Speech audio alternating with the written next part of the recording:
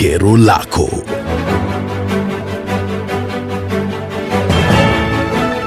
Serikali kupitia Ministry of Internal Security ndio ya kulaumiwa, kwa sababu mbona hawa goons hawachukuliwi hatua? Badala yake serikali inashindia ikikondemu. Tunaongea kwa uchungu because tunajua ni wapi kiatu kinatufinya. Mfano hapa Kitengela, Kajiado County, siasa zikiwa hata maandamano tu ya kawaida ambao tunaona, lazima tuweze kuumia kwa mikono ya goons. Mama, labda ni upi mtazamo wako kuhusu swala hili? Jamani, serikali, mika mzazi, nimekasirika sana, moyo wangu ina imani kuona venye watoto wanateseka. Juzi niona katika taarifa ya habari ni watoto walikuwa ndani. Ameona ni watoto wako ndani, lakini hawako asaza. Hawa watu wanajiita magoons. Jamani, ni waangalieni, wanatoka upendi gani, ama wanaliwa ama wanalipwa. Watu wanaumia, mikutano inaumia, watu wa kanisa wananyang'anywa masimu na kadhalika. Hiyo kitu inaudhi tena zaidi. Sasa hii tunaelekea katika msimu wa siasa ambayo wakianza mapema hivi mbele itakuwa vibaya zaidi. Naona ya kwamba kama hawatazuiliwa sasa hivi, hao vijana wataingia paka manyumba za watu, waanze kuvamia watu kwa nyumba. Tukirudi hapa nyumbani, magenge ya wahuni Kitengela yamekuwa yakitajwa mara kwa mara. Wewe kama mkazi unalizungumziaje swala hili? Biashara zinafungwa, zinaathirika, na si hiyo peke yake. Imagine hata maisha ya watu inakatizwa. Tafadhali, let the government stop